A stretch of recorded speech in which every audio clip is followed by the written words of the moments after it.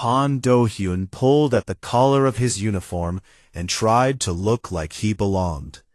He did not belong.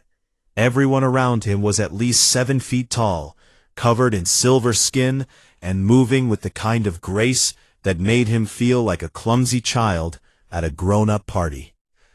The banquet hall of the embassy ship Solace was filled with soft blue light, long tables covered in strange food, and the quiet hum of alien conversation. Do-hyun was one of only 12 humans on the entire ship, and right now, standing in the middle of a Velhari diplomatic dinner, he felt like the only one in the universe. Humans were still new to the Galactic Union. They had only been accepted 3 years ago, and most alien species did not think much of them. Humans were small, humans were loud, humans lived short lives and spent most of them arguing with each other. The Velhari, on the other hand, lived for centuries.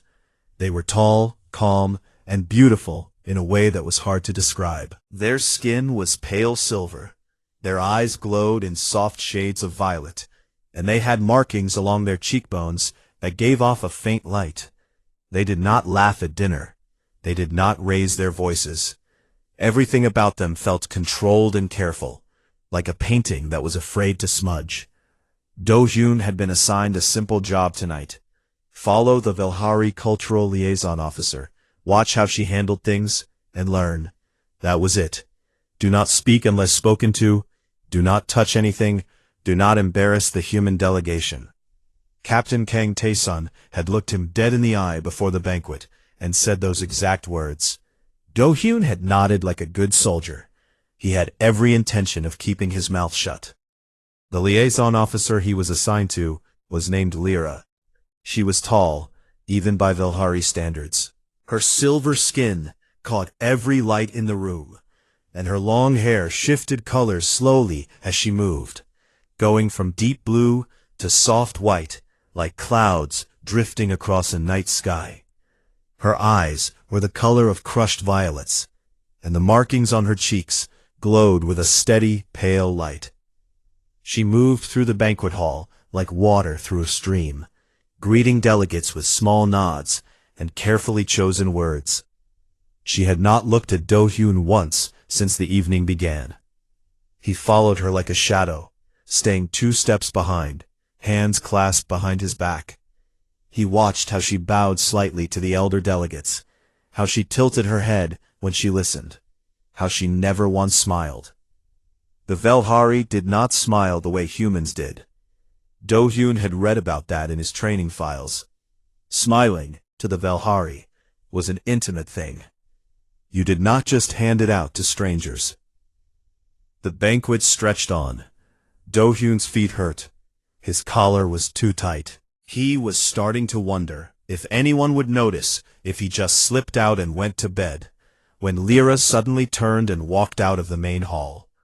She moved quickly, stepping into a long corridor that ran along the outer edge of the ship. One side was a wall of glass, and beyond it the stars burned in every direction. Do-hyun followed her because that was his job. He stayed quiet because that was his order. Lyra stopped in front of the observation window. She reached up and adjusted the ceremonial sash that was draped across her shoulder. It had slipped during the evening, and she was fixing it carefully, her long fingers working the silver fabric back into place. She did not know Do-hyun was watching. Or maybe she did, and simply did not care. The light from the stars poured through the glass and fell across her skin. Her silver face caught the glow, and for a moment, she looked like she was made of starlight herself. Her hair shifted to a deep, rich blue, the color of an ocean at midnight. The markings on her cheeks pulsed gently, soft and warm. She stood there in the quiet corridor, alone with the stars, and Do-hyun forgot every order he had been given. The word left his mouth before his brain could stop it. "You're beautiful," he said it quietly, almost to himself. But the corridor was silent, and sound traveled in silence the way light traveled in darkness. Every letter reached her. Lyra froze. Her hand stopped moving on the sash. Her entire body went still, in a way that was not calm but something closer to shock. The markings on her cheeks, which had been glowing a soft white, suddenly flared bright pink. It was a color Do-hyun had never seen on any Velhari before. It spread from her cheekbones down her neck, and her hair shifted from blue to a deep burning rose. She turned around slowly. Her violet eyes were wide, her lips were slightly parted. She stared at him like he had just said the most impossible thing in the galaxy. Do-hyun's stomach dropped. He did not know what he had done, but he knew from the look on her face that he had done something enormous. "What did you just say to me, human?" Her voice was barely a whisper. It was not angry. It was something else. Something he could not name. Nothing. I mean I just—" He was stammering. His face was red. He wanted the floor to open and swallow him. Lyra took a step toward him, then another. She was close now, close enough that he could see the tiny lights pulsing in her skin, close enough that he could feel the warmth coming off her markings. She looked down at him, because she was a full head taller, and her expression was caught somewhere between confusion and wonder, and something so soft it made his chest ache. "Say it again," she whispered. Do-hyun opened his mouth, but nothing came out. His heart was hammering so hard he was sure she could hear it. Before he could find a single word, voices echoed from the end of the corridor. Other delegates were coming. The moments shattered like glass. Lyra stepped back. The pink faded from her markings. Her hair cooled back to silver light. Her face became the same calm, unreadable mask she had worn all evening. Without another word, she turned and walked back toward the banquet hall. Her steps were steady. Her back was straight. She did not look at him again. Do-hyun stood alone in the corridor, his hands shaking, the stars burning silently behind him. 20 minutes later, he found Yoon Ji-yeon in the engineering bay. She was sitting on a cargo crate, eating something out of a foil packet, and she took one look at his face and said, "What did you do?" He told her. Every word, every detail, the light on her skin, the color change, the way she whispered. Ji-yeon listened without interrupting, which was unusual for her. When he finished, she stared at him for a long time. "You absolute idiot," she said slowly. "Do you even know what the word beautiful means in Velhari culture?" Do-hyun shook his head. Ji-yeon set down her food. "It's not a compliment, Do-hyun. It's not something you just say to someone. To the Velhari, calling someone beautiful is like, it's sacred. It's the deepest thing you can say to another person. It's closer to a vow than a word. Their entire species only says it once in their whole life, and only to the person they choose to bond with forever." The corridor suddenly felt very cold. "I just said it because the light was pretty," he whispered. Ji-yeon looked at him with an expression that was half pity and half disbelief. "You just accidentally proposed to an alien diplomat with a sentence you'd use to describe a sunset." Do-hyun sat down on the floor and put his head in his hands.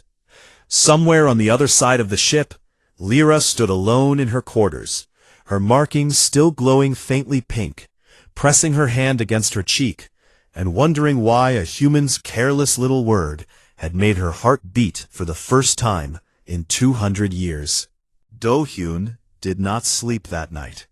He lay on his narrow bunk and stared at the metal ceiling, and replayed the moment in the corridor, over and over again, like a broken recording. Her eyes, the pink glow spreading across her skin, the way her voice had trembled when she said those 3 words. "Say it again." He pulled his blanket over his face and groaned. By morning, he had made a decision. He needed to understand exactly what he had done, and there was only one person on the ship who could explain it properly. Yu Nara was the human delegation's xenolinguist, which was a fancy word for someone who studied alien languages and the cultures behind them. She was small, quiet, wore glasses she did not actually need, and knew more about Velhari customs than most Velhari did. He found her in her office, surrounded by floating screens covered in alien text. She looked up when he walked in, and said, "Jian already told me. Sit down." Do-hyun sat. Nara folded her hands on the desk and looked at him, the way a doctor looks at someone who has swallowed something they should not have. "Let me explain this simply," she said. "The Velhari do not use the word beautiful the way humans do. In their language, the closest translation of that word is not about how someone looks. It is about how someone's soul feels to yours. When a Velhari says it, they are telling the other person that their soul recognized them, that they found the one being in the entire universe that makes them feel complete." Do-hyun felt his mouth go dry. "They say it once in their entire life," Nara continued. "Once, to the person they choose to bond with, and the bond is permanent. It lasts until death. There is no divorce, no separation, no takebacks. When a Velhari hears that word spoken to them, their body responds. Their soul markings, the glowing patterns on their skin, they react to the sincerity of the speaker. If the word is spoken with genuine feeling, the markings change color. They cannot fake it. It is biological." Do-hyun thought about the bright pink that had flooded Lyra's cheeks. "Her markings changed," he said quietly. Nara nodded slowly. "That means her body recognized your words as genuine. Whether you meant them that way or not, some part of you meant what you said, and her biology responded to it. That is not a small thing, Do-hyun. In Velhari culture, that is everything." He left Nara's office feeling like the floor was tilting under his feet. He had called a woman beautiful because the starlight made her look nice, and somehow he had triggered an ancient alien bonding response. This was not in the training manual. This was not in any manual. On the other side of the ship, Lyra was having her own difficult morning. She stood in her quarters, looking at her reflection in the polished wall. The pink had faded from her markings overnight, but she could still feel a warmth beneath her skin that had not been there before. A warmth that pulsed gently, like a second heartbeat, every time she thought about the human's voice saying that word. She went to see Riven, her mentor. Riven was old even by Velhari standards, over 900 years, with markings that had faded to a pale silver, and eyes that missed nothing. He sat in his quarters like a stone statue, and when Lyra told him what happened, his expression did not change. But his voice, when he spoke, was ice. "The human was mocking you," Riven said. "Humans use that word like they use all their words, carelessly, without meaning, without weight. He did not know what he was saying, and he did not care. You will file a formal complaint with the council, and this will be corrected." She stood by the window, watching the stars slide past, and pressed her fingers against the markings on her cheek. "My markings responded, Riven." The old Velhari went quiet. That changed things, and they both knew it. The markings did not lie. They could not lie. If her markings had responded, then the human's words carried truth in them, whether he understood it or not. Riven's jaw tightened, but he said nothing more about the complaint. In the days that followed, Lyra began watching Do-hyun. She did not approach him. She did not speak to him. She simply observed, the way a scientist observes something new and strange under glass. She watched him eat lunch with Jaehyun and laugh so hard that water came out of his nose. She watched him pat a fellow human on the back after a long shift, a casual touch that would have been unthinkable among Velhari. She watched him smile at a cleaning drone as if it were a pet. She watched him trip over his own feet in the hallway and say sorry to the floor. Humans were bizarre. They touched each other constantly. They laughed at nothing. They said kind things to strangers and meant them, and then forgot about them 5 minutes later. They threw around words that the Velhari kept locked inside their hearts for centuries, and they did it every single day like it cost them nothing. It was reckless. It was irresponsible. It was the most fascinating thing Lyra had ever seen. 3 days after the banquet, Do-hyun found the courage to approach her during a diplomatic meeting. When the session ended, he walked up to her, bowed deeply in the Valhari way, and said in his most careful voice, "Liaison Lyra, I want to apologize. I spoke without understanding your culture, and I meant no disrespect. I am sorry." Lyra looked at him. His face was red. His hands were clenched at his sides. He looked terrified, and somehow that made him seem very small and very honest at the same time. She studied him for a long moment, her violet eyes searching his face for something she was not sure she would find. Then she said, quietly and clearly, "You are saying it meant nothing?" The words hit Do-hyun like a wall. He opened his mouth, closed it, and opened it again. He had prepared an apology. He had practiced it in front of his mirror. He had not prepared for this. "I didn't say that either," he heard himself say. Something flickered in Lyra's eyes, a flash of warmth, quick and bright, like a match struck in the dark. Then it was gone, and her face was calm again, and she turned and walked away. But Do-hyun noticed, just for a second, that the tips of her hair had shifted from white to pale gold. The tension between them did not go unnoticed. Captain Kang Tae-soon, who noticed everything, pulled Do-hyun into his office that afternoon. Tae-soon was a calm man who rarely raised his voice, and that made it worse when he was unhappy. "I do not know what is going on between you and the Valhari liaison," he said, "but whatever it is, it stops. We are guests here. We are the newest species in this union. We cannot afford an incident." Do-hyun nodded and said "Yes, sir," and left the office feeling like a scolded child. He found Ji-yoon in the mess hall.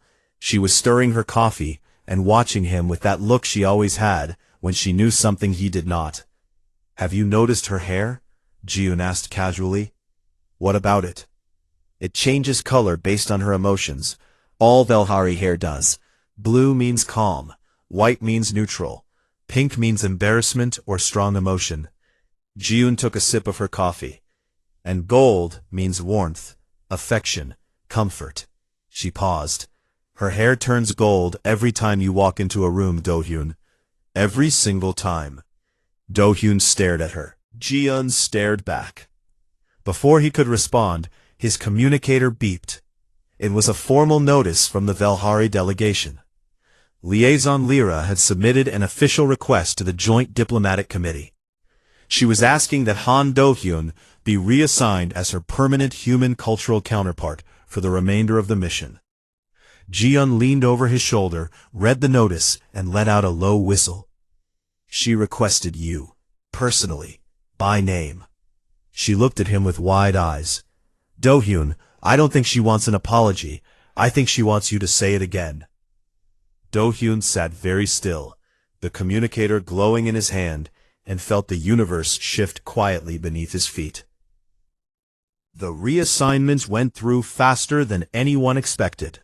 Within 2 days, Do-hyun was officially Lyra's human cultural counterpart. Captain Tae-soon was not happy about it, but he could not refuse a formal request from the Valhari delegation without causing exactly the kind of diplomatic trouble he wanted to avoid. So he approved it, looked Do-hyun in the eye, and said, "Do not make me regret this." Do-hyun promised he would not. He was not sure he could keep that promise. The first week was formal and careful. Lyra asked questions. Do-hyun answered them. They sat across from each other at a table in the shared workspace, and she studied him like he was a textbook she was trying to understand. Her questions were precise and serious, and she wrote down his answers on a small silver tablet, with handwriting so neat it looked like art. "Why do humans smile at people they do not know?" she asked on the second day. "Because it feels nice, for both people." Lyra tilted her head. "You give away warmth to strangers, expecting nothing back." "I guess so. Is that weird?" "It is the strangest thing I have ever heard," she said, and the tips of her hair turned the faintest shade of gold. By the second week, the questions became less formal. They moved from the workspace to the observation deck, then to the botanical atrium, a large room in the center of the ship filled with plants from 100 different worlds. The air there smelled like rain and flowers, and something sweet that Do-hun could not name. They would sit on a bench between the alien trees, and Lyra would ask him things that had nothing to do with diplomacy. Why do humans cry when they watch fictional stories? The characters are not real. The events did not happen. Do-hun thought about it. Because for a little while, they feel real. And if something feels real, then the emotions are real too, even if the story isn't. Lyra was quiet for a long time after that. The Velhari do not have fiction, she said eventually. We do not invent stories about people who do not exist. We study what is real. That sounds lonely, Do-hun said before he could stop himself. Lyra looked at him, and something in her eyes softened.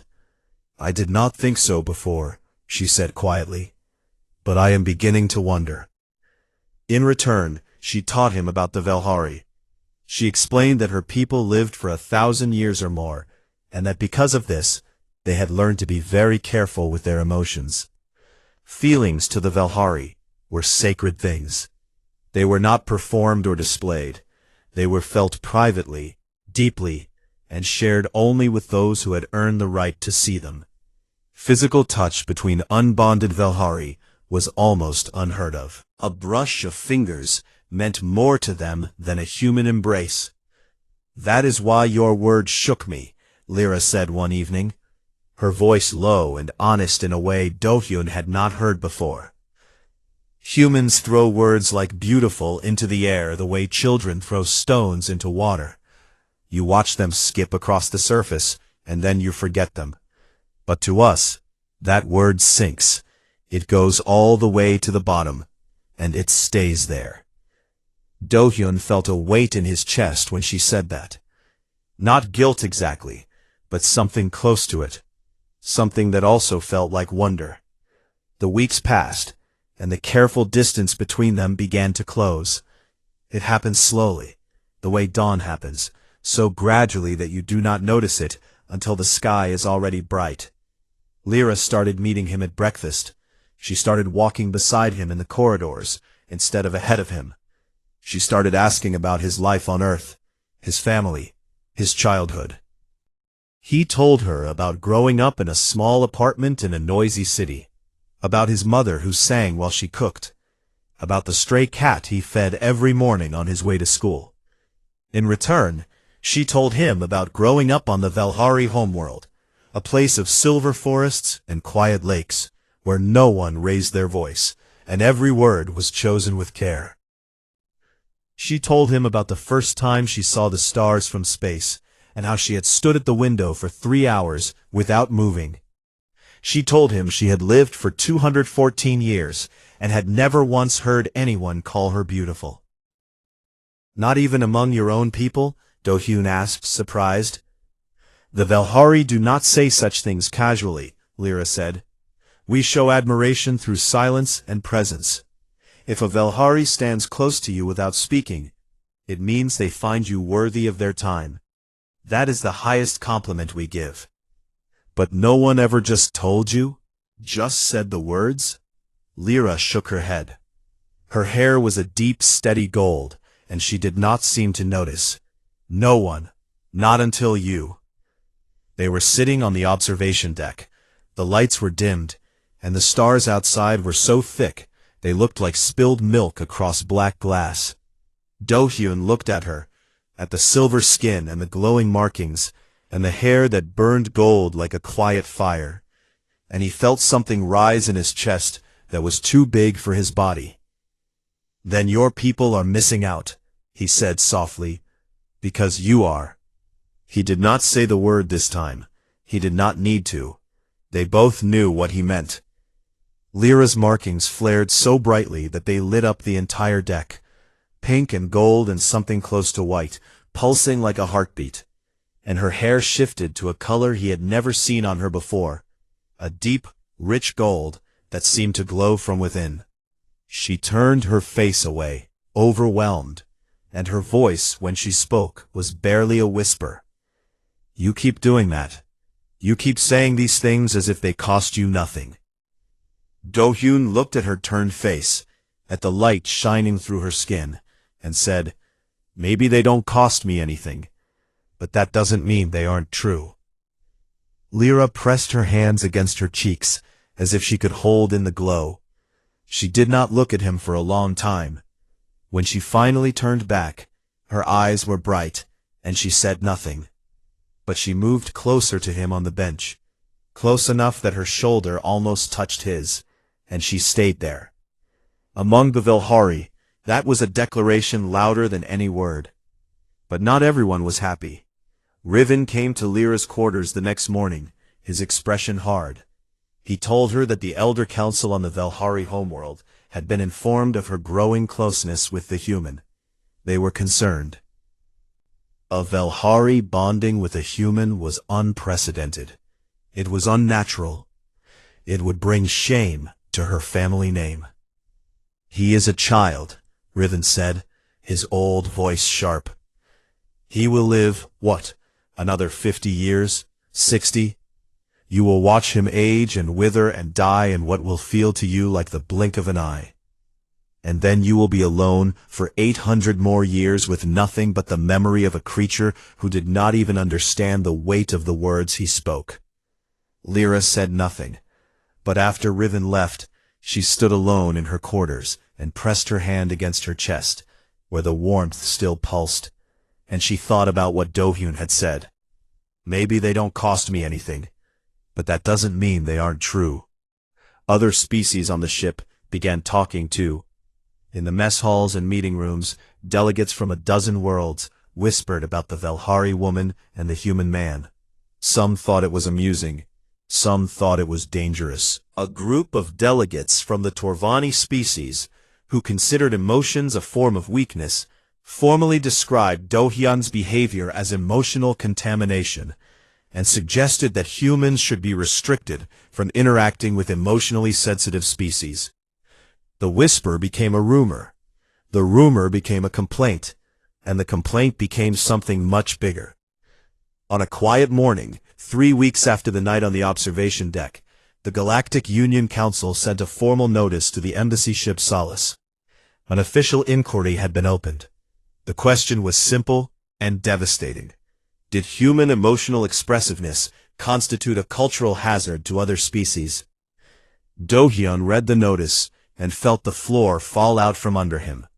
He had called a girl beautiful, and now the entire galaxy wanted to put humanity on trial for having feelings.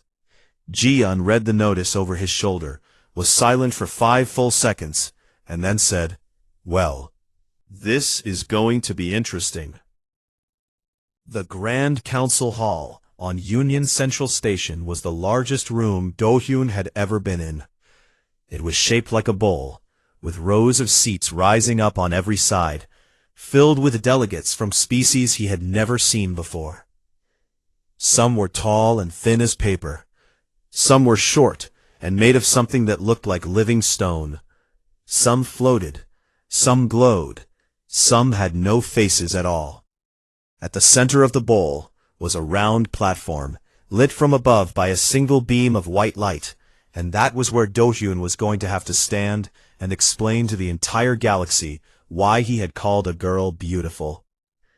The journey from the Solace to Central Station had taken 4 days. 4 quiet, heavy days, during which Lyra had not spoken to him once.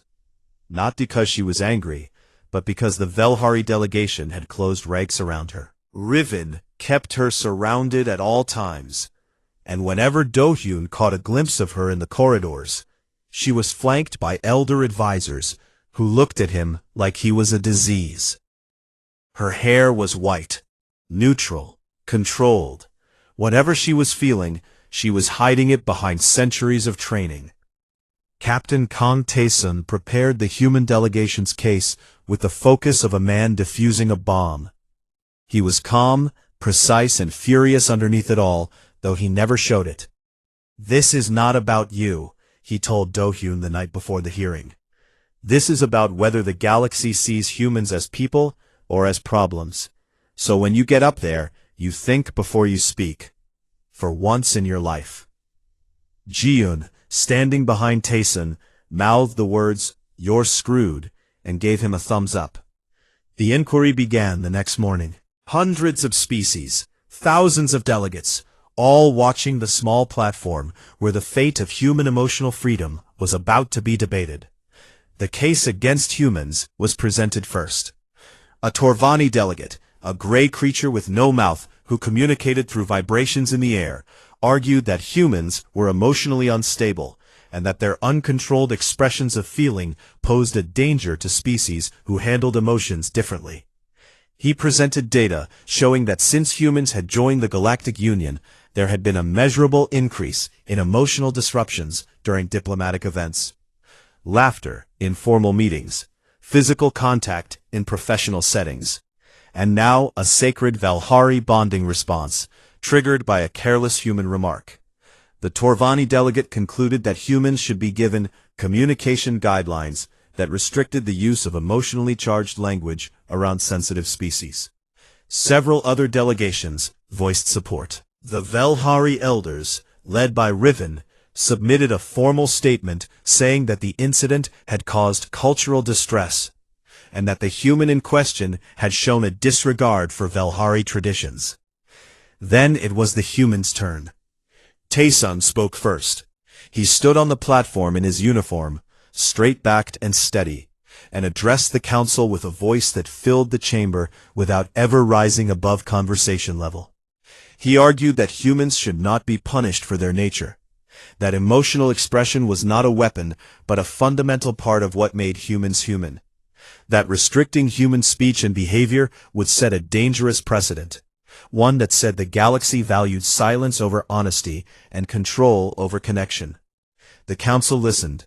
Some nodded, most did not. Then they called Do-hyun. He walked to the platform on legs that felt like they were made of water. The light above was warm and bright, and it made him feel like he was standing inside a star. He could see faces in every direction, hundreds of alien eyes watching him, waiting. Somewhere up in the gallery, behind a row of Velhari elders, he knew Lyra was watching too.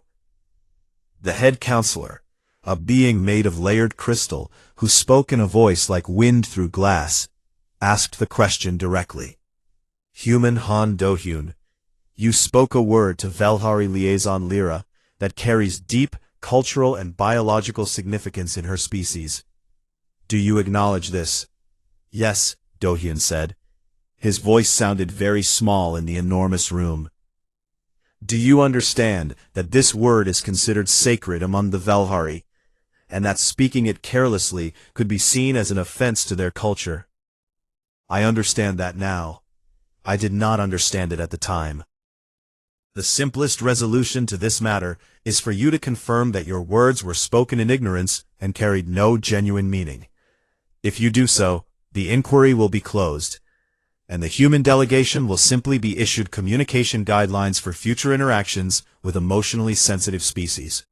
Do you wish to make that confirmation?" There it was, the easy way out. Say it meant nothing. Say it was a mistake. Walk away clean and free, and let the galaxy put a muzzle on every human who might ever want to tell someone they looked nice under the stars. Do-hyun thought about the corridor. He thought about the starlight on silver skin. He thought about a voice, whispering, "Say it again." "No," he said. A murmur rippled through the chamber. The counselor's crystal layers shifted. "No?" Do-hyun took a breath. His hands were shaking, so he pressed them flat against his sides and spoke. "I did not know what that word meant to the Velhari when I said it. That is true. Where I come from, we say beautiful when we see something that moves us. We say it about sunsets and psalms and the way light falls through clouds after it rains. We say it to the people we love and to the strangers we pass on the street. We say it because we believe the universe is full of things worth admiring, and keeping that to ourselves feels wrong." The chamber was silent. "I know that is different from how the Velhari see it. I know they keep that word locked away and only use it once, for the most important person they will ever meet. And I respect that. I think that is a meaningful tradition. But I will not stand here and tell you that my words meant nothing, because they did not mean nothing." He paused. He could feel Lyra's eyes on him, even though he could not see her. Humans say beautiful freely. That does not mean we say it lightly. When I looked at Lyra in that corridor and said what I said, I was not following a custom or performing a ritual. I was just being honest. And I will not apologize for being honest, and I will not let this council tell my species that honesty is dangerous. He looked up at the rows of alien faces above him. "You are asking whether human emotions are a cultural hazard. I think you are asking the wrong question. I think the real question is why the truth spoken by a small, short-lived creature from a small, ordinary planet scares you so much." The silence that followed was so complete that Do-hyun could hear his own heartbeat. Then there was movement in the gallery. A tall figure stood up, silver skin catching the light, hair shifting from white to pale gold. Lyra stepped past Riven, who reached for her arm. She pulled free, without looking at him, and walked down the steps toward the platform. Every eye in the chamber followed her. She stepped into the light beside Do-hyun. She was trembling, and her markings were glowing pink and gold in waves. But her voice was clear and strong. "I am Velhari Liaison Lyra, of the House of Evening Stars, and I speak on my own behalf, not on behalf of my delegation." She turned to face the council. "This human did not contaminate me. He awakened me. My soul markings responded to his words not because he followed our customs, but because what he said was true. The markings cannot lie. They have never lied. If a human's honest words can reach a Velhari soul, then perhaps the fault is not with the human. Perhaps it is with a galaxy that has forgotten what honesty sounds like." She lifted her chin. "If your traditions cannot survive the sound of someone speaking truth, then it is not the truth that needs to change. It is your traditions." The chamber erupted. Delegates shouted and argued and talked over each other. Some stood in support, others in outrage. The Crystal Counselor called for order 3 times before the noise died down. The inquiry was suspended, indefinitely. No restrictions were placed on humans. No guidelines were issued. The matter was left unresolved, which in galactic politics meant that the humans had won without anyone having to admit it. As they left the chamber, walking down a long corridor filled with filtered starlight, Lyra reached over and took Do-hyun's hand. Her fingers were cool and smooth, and her grip was gentle. Her markings glowed a deep, steady gold. She did not say anything. She did not need to. Do-hyun looked down at their joined hands, and then up at her face, and she met his eyes and did not look away. Behind them, Ji-yoon grabbed Taesun's arm and whispered, "Are you seeing this?" Taesun was seeing it. He said nothing, but the corner of his mouth turned up, just slightly, and he kept walking. The ship was quieter on the way home. The Solace moved through open space at a steady pace, and the stars outside the windows looked the same as they always did. But everything inside the ship felt different. Something had shifted at the inquiry. Not just politically, but in the air itself, in the way people looked at each other across the corridors. The humans walked a little taller, the Velhari moved a little less carefully, and the other species watched them both with something that was not quite admiration and not quite fear, but something in between, like the feeling you get when you realize the rules you have always followed might not be the only rules that exist. Do-hyun became famous, which he hated. News of the inquiry had spread across the Galactic Union's communication networks within hours. His face, his words, and the moment Lyra had stood up in the gallery were being discussed on 100 worlds. Some species celebrated him as a symbol of emotional freedom. Others called him reckless. A Torvani commentator described him as the most dangerous man in the galaxy because he could not keep his feelings to himself. And Ji-Yoon printed that quote on a piece of paper and taped it to his door.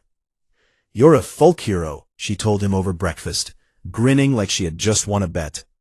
"You accidentally started an interstellar revolution with a pickup line." "It wasn't a pickup line," Do-hyun muttered into his coffee. "You told an alien she was beautiful. She blushed so hard she lit up like a lamp, and now the entire galaxy is arguing about feelings. That's the most human thing that has ever happened in space."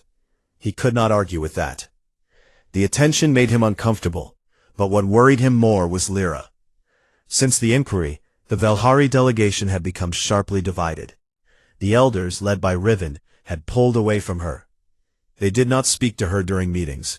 They did not sit near her at meals. Riven himself treated her as if she had ceased to exist, which among the Velhari was a punishment worse than anger. Anger, at least, meant they still cared.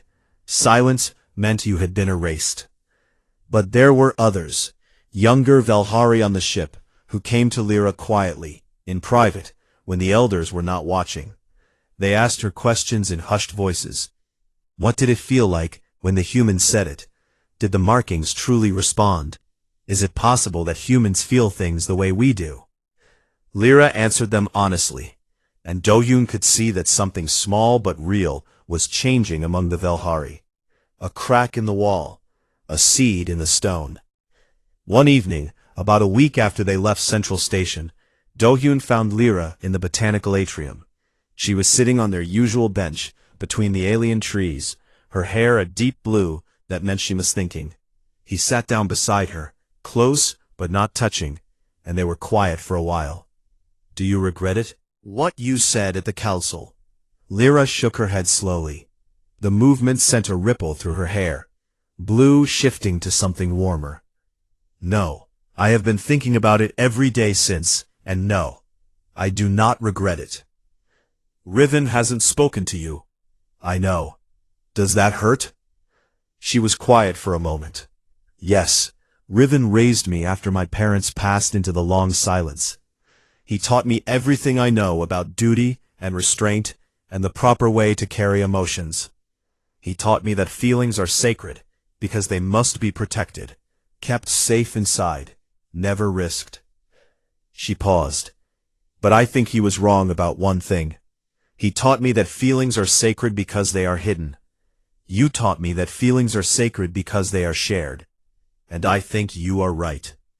Do-hyun felt something warm spread through his chest. Not pride. Something softer. Something that ached in a good way. "The Velhari lived for 1,000 years, Lyra continued. And in all that time, we say the sacred word once. Just once. We save it and guard it and hold it inside us, waiting for the right moment. And some of us never find that moment at all.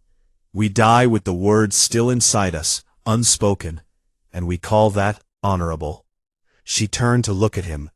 "But humans live such short lives, and you say it every day, to sunsets, to strangers, to people you love. You do not wait for the perfect moment, because you know the moment might never come.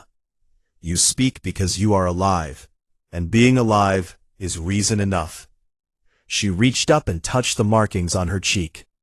They were glowing softly, a warm amber. "I spent 200 years being careful, 200 years following the rules, keeping everything inside, waiting for a moment that never came. And then a human I barely knew looked at me in a corridor and said one word, and my entire world cracked open." His throat was tight, and his eyes stung, and he did not want to ruin the moment by saying something stupid. So he waited. Lyra turned to face him fully.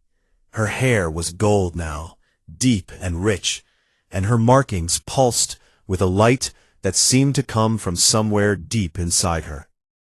Her violet eyes were bright and steady and afraid and brave, all at the same time.